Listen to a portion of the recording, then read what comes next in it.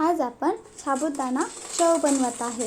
विश्वास नाही होणार, आज आपण साबुदाण्यापासून छान असा उपवासासाठी शेव बनवत आहे। साबुदाणा भिजायला टाकला नसेल तर सहज ही डिश आपण बनवू शकतो।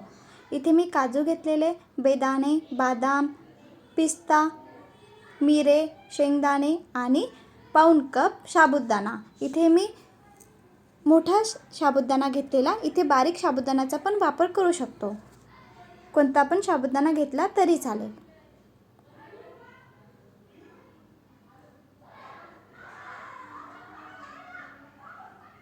ही डिश बनवण्याकरिता खूप सोपी आहे आणि 5 मिनिटमध्ये ही डिश बनवून तयार होतं।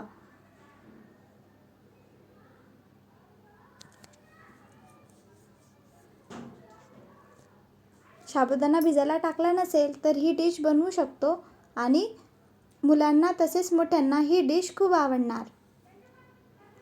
साबुदाणा घेतलेला, मिक्सरचं पॉट घेऊया।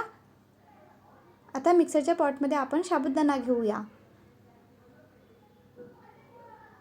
यामध्ये टाकूया मिरे, म्हणूनच मी म्हटलेले होते इथे आपण बारीक किंवा मोठा साबुदाणा कोणता पण वापरू शकतो। मिक्सरमध्ये छान असं बारीक करून घेतलेला आणि आता आपण गाळून घेऊया। कोणती पण चाळणीने गाळून घेतले तरी चालेल।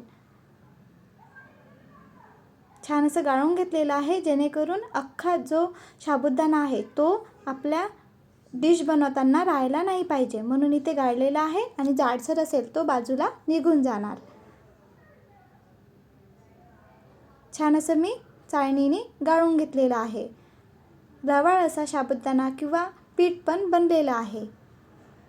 आता आपण डिश बनवूया। डिश बनवण्याकरिता सुरुवात करूया। इथे मी 2 बटाटा घेतलेले, पण मला ही डिश बनवताना पाऊण कप साठी इथे मला एकच बटाट्याचा वापर केलेला आहे।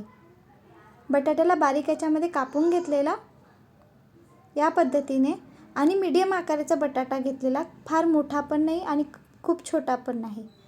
बटाटा मिक्सरच्या पॉटमध्ये घेतलेला, बटाटा मी शिजवून घेतलेला होता, आधीच बॉईल करून घेतलेला होता आणि मिक्सरच्या पॉटमध्ये घेतलेला आणि बटाट्याची मी प्युरी बनवून घेतलेली आहे। आपण साबुदाणा मिक्सरमध्ये फिरून घेतलेला होता, त्यामध्ये बटाट्याची प्युरी बनवून घेतलेली आहे, ते टाकूया। बटाट्याची प्युरी बनत नसेल तर इथे आपण थोडा पाण्याचा पण वापर करू शकतो, कारण आपण साबुदाणा वापरत आहे तर साबुदाणा पाणी जे आहे ते पूर्ण साबुदाणा ॲब्झॉर्ब करतं, म्हणजे घट्ट येत असतं। म्हणून बटाट्याची प्युरी बनत नसेल तर आपण इथे पाण्याचा पण वापर करू शकतो। यामध्ये मीठ टाकलेलं चवीनुसार आणि छान असं मिक्स करून घेतलेला आणि आपल्याला 2 ते 3 मिनिट छान असं पीठ पुन्हा चपाती भिजवत असतो त्याप्रमाणे मळून घ्यायचं आहे। खूप विलसर पण नाही करायचं आहे, खूप घट्ट पण नाही। घट्ट केलं तर काय होणार, आपल्याला शेव बनवण्याकरिता टफ होईल, म्हणजे पडणार नाही आपले शेव। म्हणून असं चपाती बनवत असतो, गव्हाचं पीठ मळत असतो त्याप्रमाणे आपल्याला पीठ मळून घ्यायचं आहे। बघा, खूप गिलं पण नाही केलं आणि खूप घट्ट पण नाही, याप्रमाणे। तुम्ही साबुदाण्यापासून चकली पण बनवू शकता। तुम्हाला जे पण आकार देऊन डिश बनवायची असेल, कोणता पण आकार देऊन बनवू शकता। मी इथे शेव बनवत आहे, म्हणून इथे चकली शेव बनवण्याची साचा घेतलेला आहे। आता आपण शेव बनवूया। शेवला मी आधी तूप लावून घेतलेले, जो साचा आहे त्याला तूप लावलेले आणि आता आपण शेव बनवण्याचा साचा घेऊया आणि छान असे शेव बनवूया।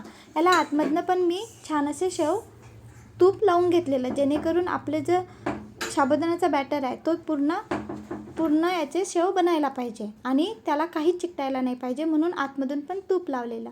बघा, या पद्धतीने पीठ मळायचं आहे, जेणेकरून आपण पॅक करू तर बाहेर शेव पडायला पाहिजे। आता आपण इथे शेव बनवण्याकरिता घेऊया। तेल खूप गरम पण असायला नाही पाहिजे आणि खूप थंड पण नाही। तेल गरम असायला पाहिजे, तेव्हाच आपल्याला तेलामध्ये ही डिश सोडायची आहे। तेल कसं गरम असायला पाहिजे, आपण जिऱ्याचा दाणा टाकला की जिरं वरती यायला पाहिजे, याप्रमाणे तेल गरम असायला पाहिजे, म्हणजे आपली डिश जी आहे ती छान तळून होणार।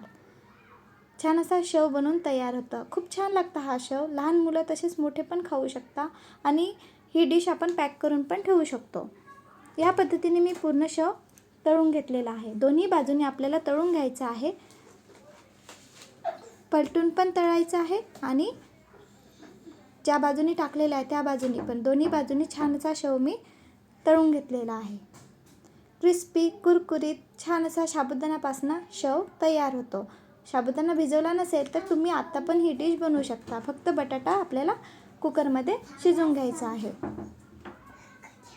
आता आपण शेंगदाणे तळून घेऊया. शेंगदाणा तळून घेतलेला.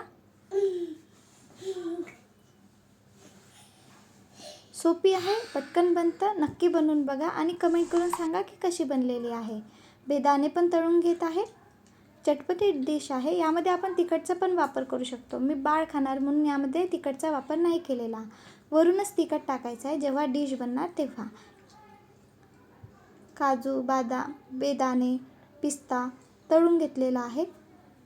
मी इथे बेदाणे, शेंगदाणे आणि काजू तळून घेतलेले. शेवला बारीक केलेला आहे. आता यामध्ये आपण शेंगदाणे, काजू, बेदाणे, पिस्ता, बदाम टाकूया आणि छान असं मिक्स करून घेऊया. क्रिस्पी कुरकुरीत छान असा शेव बनवून तयार आहे. वरून मी पिठी साखर टाकलेली. चटपटीत बनत असतं. यावर आपण तिखट पण टाकू शकतो. तुम्हाला टाकायचं असेल तिखटचा पण वापर करू शकतो. तिखट गोड अशी छान अशी साबुदाणा शेव बनलेला आहे. बनवून बघा, कमेंट करून सांगा कसा बनलेला. Bye bye.